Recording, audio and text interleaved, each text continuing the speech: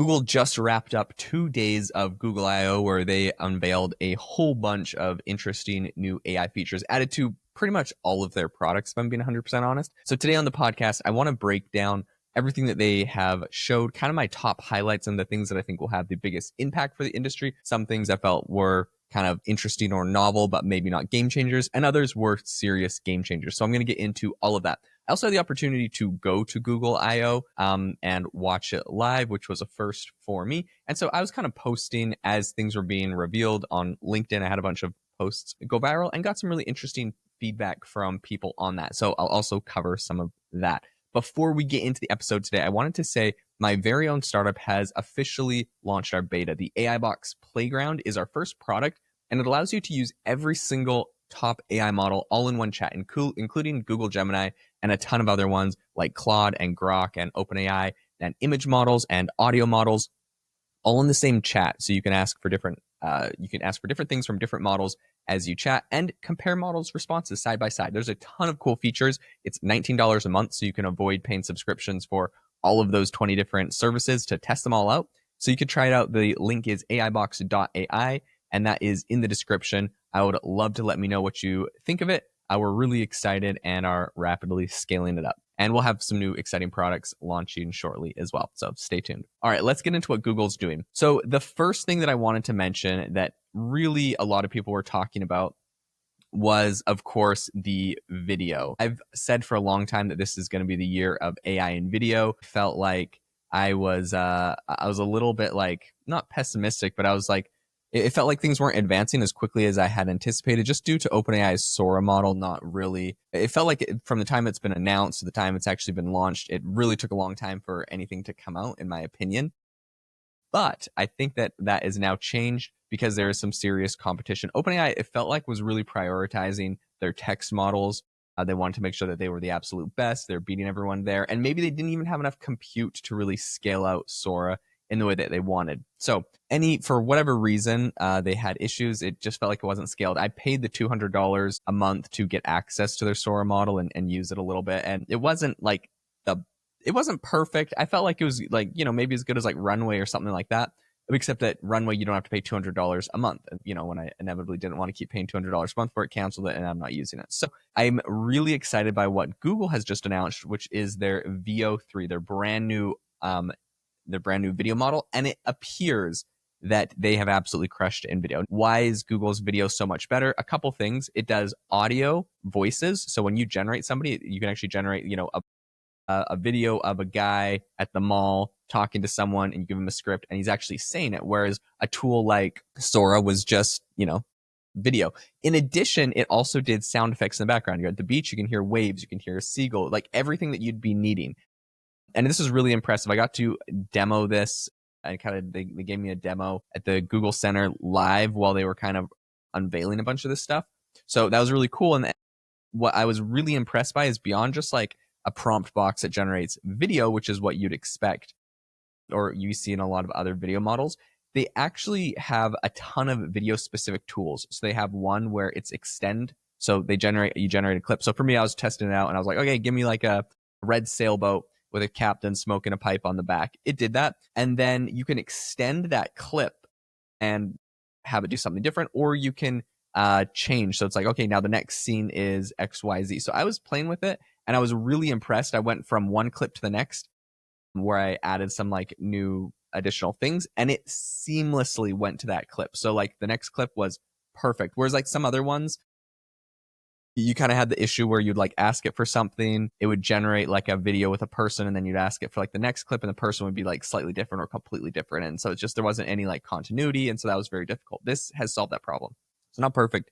I actually asked for my sailboat when I was testing it out to turn into a submarine and go underwater, and the video didn't do that. I'm sure if I tried generating it a few times and like messed around with it, I could eventually get it to do it. It didn't do it on the first shot. So I will say it's not like perfect one shot every time, but it was incredibly impressive. The video is so good. And of course, the fact that they could do audio is amazing. Now, the other thing that they were showing me while I was there is the fact that you can seed the video with images. So you can either use their image model or anyone's image model or an actual image.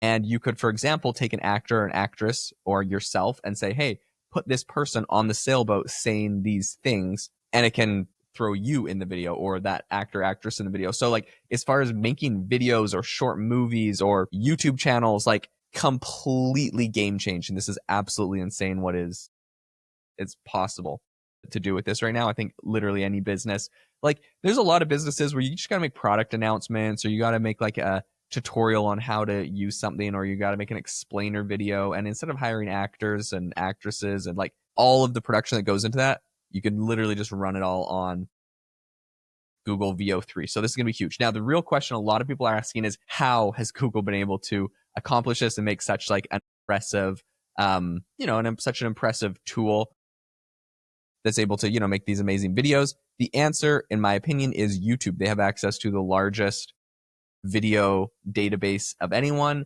Technically, they don't let anyone else train on it, although there's rumors that OpenAI still trains Sora on YouTube, but they're not supposed to. And so Google really has exclusive access to it. Now, Google hasn't really been like very forward on if they're even training on it, but I think evidently with this video model and what they have, you could safely assume that they are training. That's how they've been able to make this so impressive. So really, really cool announcement out of Google. There's a ton of people talking over on Twitter or X right now, really about all of the capabilities and they're showing off videos that they've been generating with it. So it's really impressive. One of the big things that people are showing off a lot is the fact that it can do accents. So they'll generate different people with different accents. And I think this really goes to show that this was trained off of a very robust data set. You have other tools recently that have come out where they're able to do video generation, but they're like, listen, it's only English. It's like very basic kind of what it's actually capable of doing. And so the reason why we're kind of having that from other companies is because they're stuck with not very robust data sets. And so, there's this crazy viral video going out right now where there's like all these characters as zombies, and they're a revolution, and they're British accents and American accents, and they're school teachers. Like if you're watching on Spotify or YouTube, I'm showing the clips, but otherwise I'm just explaining. But like these are super, super impressive videos. The quality is high quality. It looks cinematic. It looks like real people. You can make all sorts of things. People are generating, like intense scenes where a guy's pointing a gun at someone, or, having a really intense conversation, or like there's just all of these things where I'm impressed by what it's capable of doing. I'm interested on like what kind of safeguards go into place, because most of the clips that I'm seeing are like quite unhinged, if I'm being honest. But like on the other hand, to some degree, you kind of will need that if you want to make good movies. You know what I mean? So it's interesting to see how Google tries to play with this, if they're going to be able to truly, like, for example, in one of the clips I was watching, there's this guy like yelling at another guy and pointing a gun at him and stuff. And it's like, you could imagine clips like, or like images like that are going to be censored on ChatGPT. But like for cinema, for movies, like this is a very common thing that could happen in some sort of action or drama movie. And so like you would want the capability of doing these kind of intense scenes and clips if you're actually creating movies and they're working with Hollywood and stuff. But on the other hand, there's like they're like safety, like what it can actually generate. So I'd be curious to see if there's going to be different modes on this, like adult mode or safe mode, or how they plan on sort of like doing censorship on it. Or there's just like a lot of interesting questions, I think, that are kind of pulling up with the video. And inevitably, if they try to, perhaps censor it too much, then there'll be open source video models that will be able to compete quite heavily. Because right now, if I'm being honest, Google has run away with the video market. This is hands down the best tool out there. And I don't think anyone's even super remotely close to it. So I would be impressed if anyone can get close. We recently had another company come out with a video model. And the big problem was they're like, no, this is totally cool. It was trained on all like data we had access to. We, purchased the licensing for all of the videos we used to train the model. But I'm going to be honest, it wasn't a very great image or video generation model, because they had such a small data set. They admitted a lot of the faults. It couldn't do accents. It couldn't do anything non-English. It couldn't do like so much. And the quality was low quality. There's all these different issues with it that essentially Google does not have, because Google has an unlimited budget to spend on the training, and they have the biggest video data set in the world. It'll be interesting. Like, I will be genuinely curious to see how people try to compete against Google without such a massive data set. of video, right? The internet, I feel like it's a lot easier to just get a ton of text and be able to train off of that. But video is pretty specific. And so, maybe we'll see people making partnerships with like Vimeo or Rumble or like other video platforms to try to get some of that data. But right now, I think Google is doing an incredible job with all of their models. There's people like another clip that seems to be going pretty viral is there's one where there was like a guy and they're like, okay, generate a stand-up comedian telling a funny joke. And like it literally was like a comedian telling like a funny joke. He was in like a bar and there's people laughing live. It seemed really realistic. And it's just really, really crazy to see how far we've come since we, originally had the all of the videos of people eating spaghetti and how it would all, fall over the place and look so, messed up. And now we're in a very, very realistic. There was someone also that recently said, I used to shoot $500,000 pharmaceutical commercials. I made this for $500 in VO3 credits in less than a day. What's the argument for spending $500,000 now? Sharing his prompts. So this is PJ Ace. Shout out to him over on X. And then he's got like a video that's a pharmaceutical ad and it looks really, really good. There's like, slow motion of like a person with their dog talking about their pharmaceuticals and they're sitting there and they look realistic and the camera's being able to pan up and pan down and zoom in and there's models on a couch talking about it and everyone looks cool.